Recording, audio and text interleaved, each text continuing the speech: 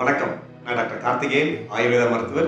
பொதுவா நம்ம லைஃப்ல சாதிக்கணும் அப்படின்னா, ஒரே ஒரே ஒரு விஷயத்த மட்டும் நம்ம கரெக்ட்டா ஃபாலோ பண்ணோம்னா, நம்ம எல்லாத்தையுமே அச்சீவ் பண்ணலாம். அது என்ன விஷயம் அப்படின்னு கேட்டீங்கன்னா, அது வேற ஒண்ணும் இல்லங்க, தூக்கம் தான். என்னடா தூக்கத்த போய் இப்படி சொல்றாரே அப்படின்னு நினைக்காதீங்க. தூக்கம் அவ்வளோ ரொம்ப இம்பார்ட்டன்ட்.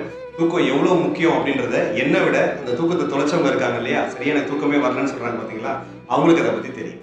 ஆயுர்வேதத்துல ஆகார, நித்ர, பிரம்மச்சரியம் அப்படின்னு சொல்லிட்டு 3 விதமான தூண்கள் சொல்லியிருக்காங்க. அதுல தூக்கத்த அவங்க ஹைலைட் பண்ணி சொல்லியிருக்காங்க. நவீன உடற்கூறியல்லையும் தூக்கத்தோட இம்பார்ட்டன்ஸை அவங்க சொல்லியிருக்காங்க. இப்போ நம்ம மாடர்ன் மெடிசன்லையும் ஆயுர்வேதத்துலையும் நல்லா தூங்குறோம் அப்படின்னா நமக்கு என்னென்ன பலன்கள் கிடைக்கும் அப்படின்னா, நம்ம உற்சாகமா இருப்போம், ஆரோக்கியமா இருப்போம், பலமா இருப்போம், அப்புறம் புத்தி கூர்மையோட இருப்போம்னு சொல்லியிருக்காங்க.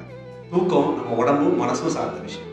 தூங்கும்போது நம்ம நரம்பு மண்டலம், அதுக்கப்புறம் போஸ்டர் மசில்ஸ், அதாவது நம்ம நடக்கிறோம், நிற்கிறோம், ரொம்ப தூரம் ஓடுறோம் அப்படின்னும் போது நமக்கு ஒரு சில மசில்ஸ்லாம் உதவியாக இருக்கும் பார்த்தீங்களா? குறிப்பாக இடுப்பு சம்மந்தப்பட்ட மசில்ஸ், அப்புறம் ஸ்பைன் மசில்ஸ், நெக் மசில்ஸ், இது எல்லாமே ரெஸ்ட் எடுக்கக்கூடிய நேரம் அதுதான். அதனால நம்ம தூக்கம் ரொம்ப ரொம்ப முக்கியம்.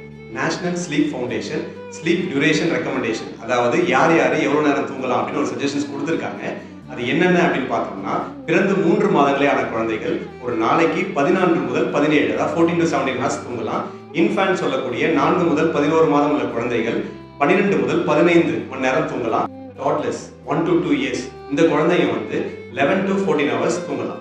அதுக்கடுத்து preschool going children 3 to 6 years இவங்க வந்து 10 to 13 ஹவர்ஸ் தூங்கலாம். நெக்ஸ்ட் ஸ்கூல் கோயிங் சில்ட்ரன், அதாவது இவங்க வந்து 7 இருந்து 13 வயசு இந்த பிள்ளைங்கள்லாம் எவ்வளவு தூங்கலாம்னா 9 to 11 ஹவர்ஸ் வந்து தூங்கலாம். அதுக்கு அடுத்து தான் டீனேஜர்ஸ் 14 இயர்ஸ்ல இருந்து 17 இயர்ஸ் இவங்க எவ்வளவு நேரம் தூங்கலாம்னா 8 to 10 ஹவர்ஸ் தூங்கலாம். யங்கர் அடல்ட்ஸ் அப்படின்னு சொல்லக்கூடிய 18 to 25 இயர்ஸ் ஓல்டும், அடல்ட்ஸ் 26 to 64 இயர்ஸ் ஓல்டு, இவங்க 2 பேரும் 7 to 9 ஹவர்ஸ் தூங்கலாம்னு சொல்லியிருக்காங்க. இதே மாதிரி ஓல்டர் அடல்ட்ஸ் இவங்க வந்து 65 இயர்ஸும் அதுக்கு மேல உள்ளவங்களும் இவங்க கிட்டத்தட்ட 7 to 8 ஹவர்ஸ் இது மட்டும் தூங்கினா போதும்னு சஜஷன்ஸ் கொடுத்துருக்காங்க. தூக்கம் முக்கியம் தான், பட் அதுக்கான நேரத்தில் தூங்கினா தான் பலன் நல்லாவே நமக்கு முழுமையாக கிடைக்கும்.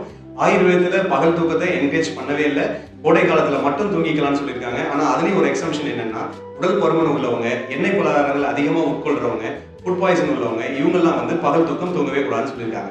ஆச்சாரிய சரகர் என்ன சொல்லியிருக்காரு அப்படின்னா, இந்த பகல் தூக்கம் தூங்குறவங்களுக்கு பசியின்மை பிரச்சனை இருக்கும், ரத்த சோகை வரும், உடம்பு வீக்னஸாக இருக்கும், அப்புறம் பேலட் அன்னம் இருக்கு இல்லைங்களா, அது வந்து கோட்டடாக இருக்கும், அப்புறம் இருதயம் சார்ந்த பிரச்சனைகள் வரும்னு சொல்லியிருக்காங்க.